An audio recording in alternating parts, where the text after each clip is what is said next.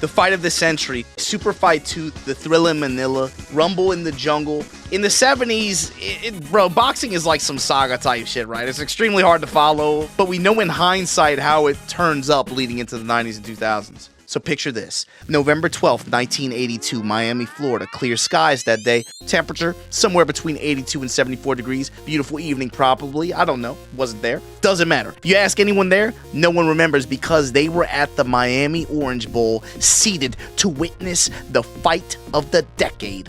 Little did they know that would end up being a lot more than a tagline. Not gonna hold you. There's a lot of examples I could have used from wrestling especially, but we know ball here, so it's cool. We're gonna use this one. What time is it? Hawk time. Aaron Pryor, a native son of Cincinnati, cocky, fearsome, intimidating KO fiend who had been consistently passed over and ignored by the media, his peers, the commission. But in spite of his incredible talent, this no doubt gave him a chip on his shoulder going into this fight against his opponent, a humble but good-natured, suave Nicaraguan fighter who was adored by fans, the media, and other fighters. This is the story of the Hawk versus El Flaco Explosivo. Yo, how's my accent on that? Was that good? Was that good? Here's the thing about this fight. I strongly recommend you watch the whole thing, but this fight is so beautiful. The sweet science at work, of course, but it's beyond that. There's like, it's the chaos, the violence, the pain, the will is on display, the cruel reality of competition, the brutality. All of it is so incredible to behold, and all of this for a light welterweight fight.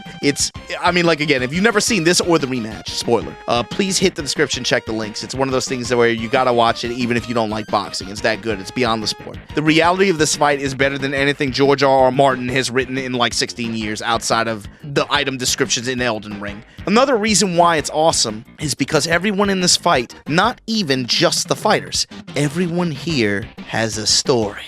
Everyone in the fight and out of it is a character, and then you start to see the lines. Eddie Futch, and as his role as Arguello's trainer and cornerman, Panama Lewis, Emmanuel Lewis, who gets put on in the next.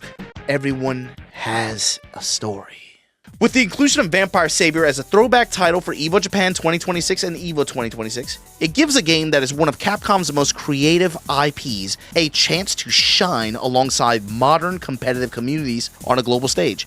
This 29-year-old fighting game that even now has so much influence in its character and battle design, and you can especially feel this, I think, in Arc System Works designs and characters. It had the misfortune of being just too early of a release before competitive infrastructure and tournaments were established, and kind of got lost in the shuffle of marquee Capcom titles that surged in that time shortly after. That said, it's one of those games that has like a cockroach community. They're very scrappy. Never has the elevation or the fanboy element that, say, like a Third Strike or a ST has. But there is never a problem finding people to play on places like Fightcade or on the recent port. This is reflected in the Judgment Day series, which is a team tournament that happens in Japan, community circuits like the Makai Cup, and now the game's community presence at EVO Japan. I want to talk about the story of the last time that this game was hosted on a national stage in Japan at SBO Togeki 2004. And so our story begins. Shinya Onuki, aka Nuki, one of the Goshin 5, or as he describes it.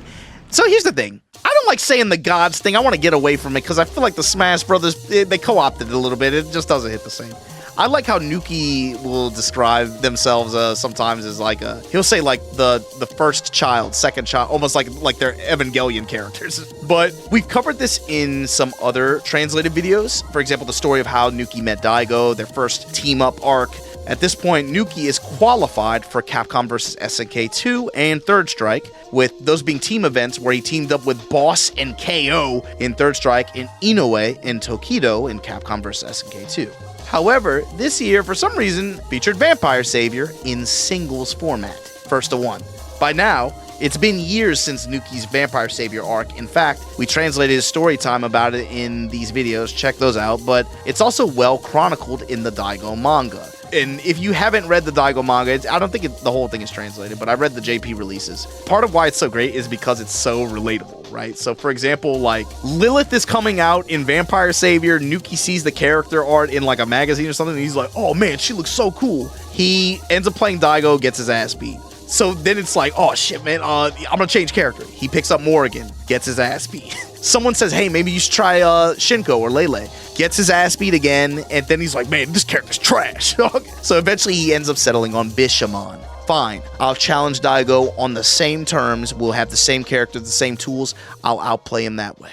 Now you have to realize, by this time, Vampire Savior is 7 years old. Through so many new fighting game releases, Vampire Savior scene really retained a competitive community, but has effectively seen 2 to 3 generations of players by this time. So by the time SBO happens, it's a battle of generations. You get old head players who were there since the beginning versus old head players who left and are just trying to tap back in real quick and come back versus players who moved on to other titles versus the new gen who picked up the game years later. And so, on May 3rd, 2004, players from all over Japan would gather upon Ariake Differ. Creatures of the night. Gather. Battle. Fight.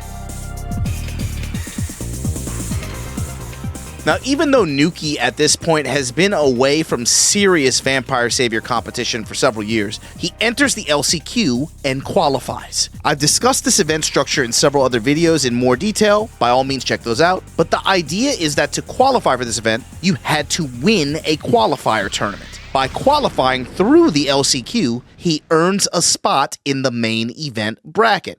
So his goal was to do 3 games that year and to be able to win in all of them. But Virtua Fighter didn't work out for him. So he was like, okay, when he showed up, he was like, yo, my 3rd game, I played Vampire before, you know, why not? I'll just try that. I'll make that my 3rd game. And so he gets seeded into the main event where his first opponent is a BB Hood player who qualified from Kansai. Now, this is an interesting matchup because over the years, the opinions have changed on it. Like, from Nuki's perspective, he's like, oh, this is an advantageous matchup. It's cool. So for him, he's like, this is about to be a breeze. This gonna be a breeze!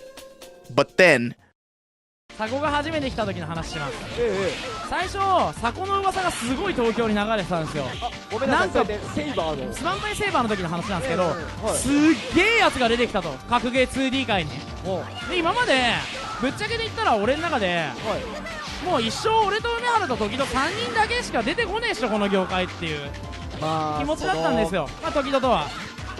3人目の敵隠者は時々だったんですけどで、まあ一生4人目の敵隠者は出てこねえだろうと思ったら、もうこの3人だとすごい噂が流れてたんですよ。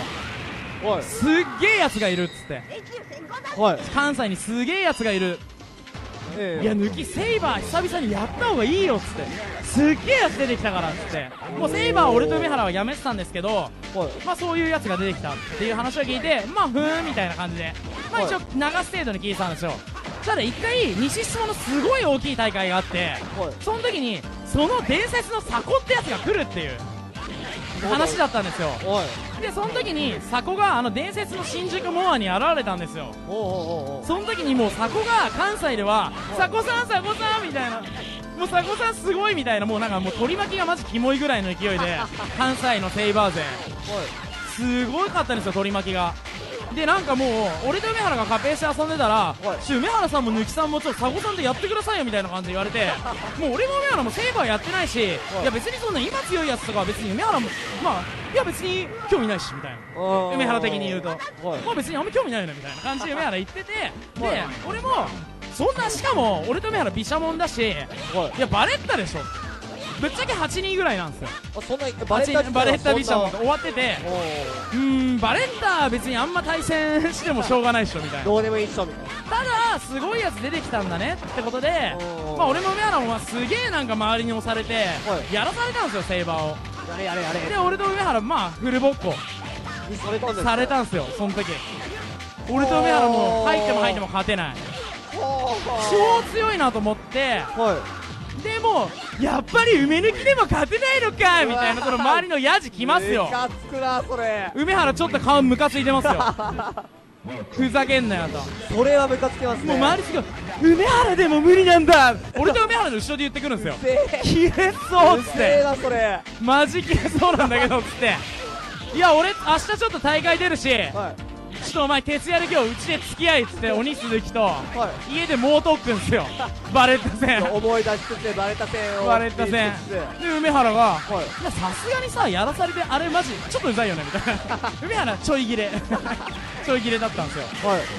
で次の日の大会にまあ俺俺出まして決勝でサコと当たるんですよ。そこでそこで1ドット差で倒したんですよ。梅ちゃん勝ったぞーって感じですよ。梅ちゃんやったよ俺梅抜き守ったよっつって任せろ梅原っつっこれては気持ちいい。梅原もちょっと喜んでくれましたよ。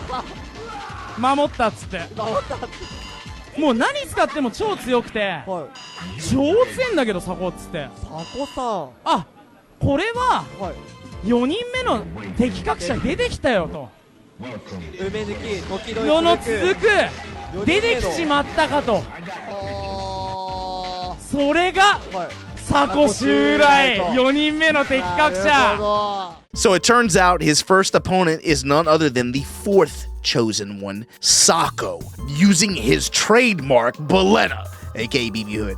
BB Hood is kind of a nightmare in some ways, and it requires the right pilot, right? Her jab and her medium punch buttons, they're plus and can hit Bishamon crouching. She has the threat of a command grab. Her mobility can outmaneuver and contend with his speed. She can fight his ability to zone. Bishamon is also a big body, especially when crouch guarding, so this makes him extra susceptible to getting tagged or when he's forced to block Boletta airstrings at close range. In particular, when they are set up after plus frames on the ground.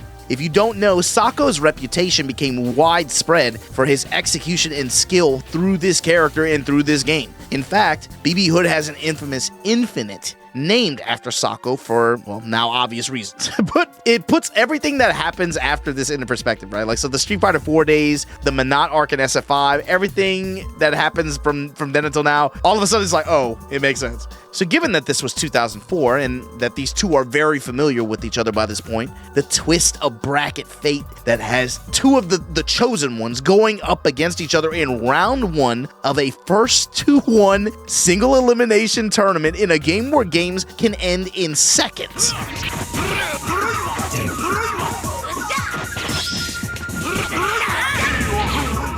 Sako, with his win, experiences a quickening. There can be only one. And continues his run against Kazuma in the mirror. Kazuma tightened up on defense as the match went on, but it was no match for Sako's spacing, confirms, and speed in what became a war of attrition. Sako then moves on to face legacy Victor player Oboro. Victor is considered to be one of the weakest characters in the cast for a variety of reasons. Speed and approach limitations, his size makes him a big target susceptible to instant overheads, cross-ups, unimpressive throw range, mix-up that has diminishing returns at higher levels of play. BB Hood, on the other hand, has enjoyed a rather consistent position in high-tier positioning, safely in the top half of the cast, and Sako is able to showcase just why she is so strong in this one match. The mobility, the double jumps, the fast dashes on the ground into plus on block dash normals, infinite potential on hit, light button confirms into meter burn rockets. It's up to Oboro to navigate the minefield, literally, with the slow, big body, and this creates a dependency on preemptive air buttons to control space, which Sako also finds countered for. Incredible defense and patience this set from both players. Count the amount of tech hits, man, but it's ultimately Sako who slows the match down, seizes the moment in dramatic fashion. Now, his next match, Takahashi Gallon, aka Talbane. You can see my Scrubbusters video for an explanation on why this character shines, but as the match goes on, you'll see a major reason why. After a polite opening, both players end up contesting the mid-range, where both characters can get good returns on confirms. A major theme of this match was Sako mixing Takahashi on empty jumps with low confirms and Typhoon command grabs. Takahashi finds several ES Beast Cannon combos, but in the ensuing chaos, a lucky bottle pop hits Takahashi, and afterwards Sako navigates back to the open stage and has great defense to neutralize Takahashi's approach. Some light confirms, dash confirms, and a couple command grabs later, Sako is progressing towards semi-finals of this bracket. Yo, every time he hits stand medium kick anti-air, boost! Having come this far, at this point, it feels like Sako is a man on the path to achieving his birthright. This was preordained, manifest destiny. Look at the comment he left in the event program. What does that even mean? Even Mason Cam had him picked for their underdog bets for the week. Wouldn't they be considered Titletown right now? Titletown is on the move, you know? After all, This is the fourth child. This is Sako. And on this run where he's already claimed the first child's tournament soul through combat, there is nothing that could stand in his way.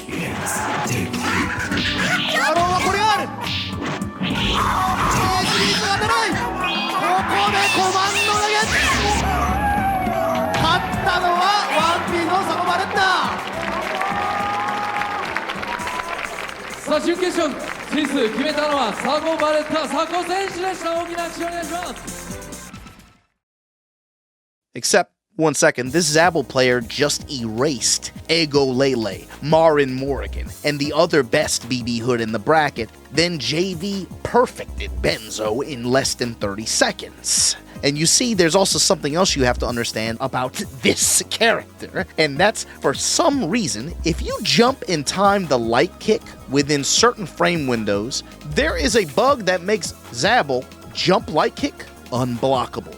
And right now, this dude is on his God Butcher shit. Not talking about the movie gore. Christian Bale did his thing, but this is Tetsuya, and he has one job: to ruin the storybook tournament, and he is going to do that by straight up unblockabling Sako.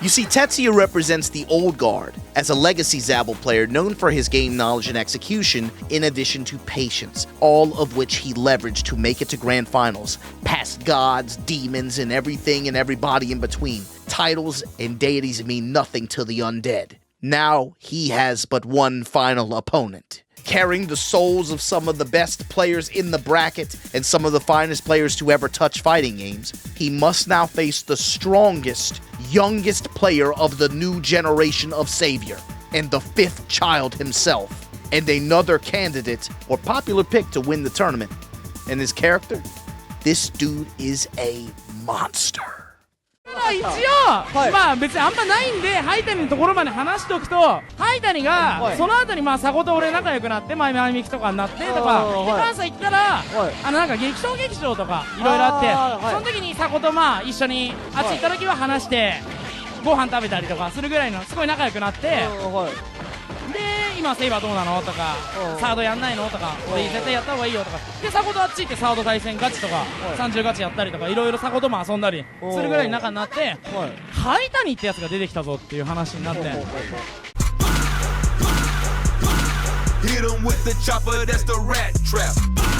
俺全然その時もハイタニ、セイバー本当やってないんでハイタニのこと知らなくて、でなんかそれで格ゲーゴシン呼ばれるようになって、ハイタニが出てきて、で俺はぶっちゃけ5人目の敵格者は金デブだろってずっと思ってたんですよ。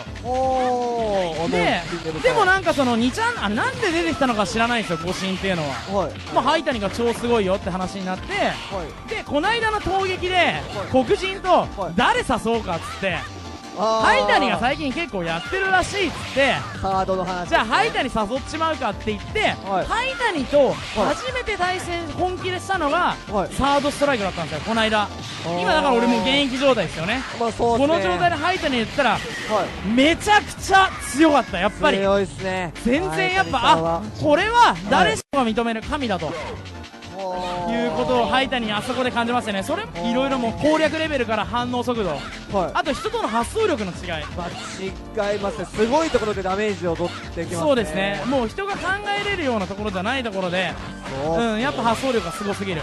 やっぱ闘撃で組んでて、RX に中段ガードして聖地を決めた時の感動は未だに忘れられないと。なるほど、でもやっぱりハイタニはちげえわっていう。それでは決勝戦、この2人が戦います。まず握手をしてください。握手をお願いします。席の方へ。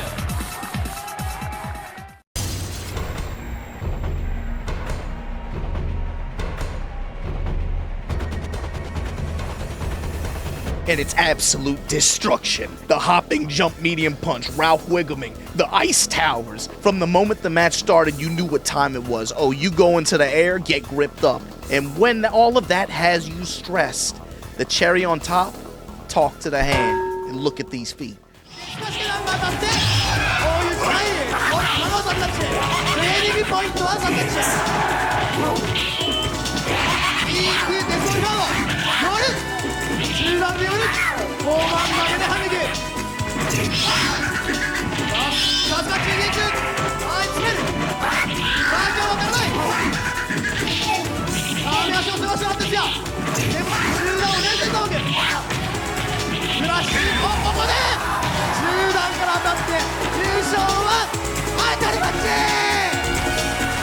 And with that, the Battle of Generations ends with the fifth child, Haitani, who represented the shining talent of the new generation of fighting game players emerging from West Japan, starts his long career with a major victory in Vampire Savior at SBO Togeki 2004. I love a good rug pull. And not that kind, but you're working with a good little game and you got a good little bracket and a good little tournament. The potential for that to happen is just very high. When I think about when this happens in a compelling way in movies, shows, comics, etc., when it happens in tournaments though, in sports, in real life, and fighting games, it reinforces a point to me. And I really want to emphasize this to folks like Smashers and Tekken players or people who turn their noses up at other games. When you attend or watch an event, keep your eyes open. Look around. The guy you think is the main character might not be. Sometimes it ain't even the winner of the event. Sometimes it's not even the event that you think it is. And why? The reason why? That's the nature of open bracket competition. The future could be right there, or a moment that defines the competition in these games, and it might not be on the stage or in the setting you expect. But if you don't turn your head or open your eyes, you might just miss history being made right there in front of your face. Thanks for watching, and thanks for everybody who subbed up to the channel. I'll catch you guys next time. Enjoy EVO Japan, and I'll see you guys around.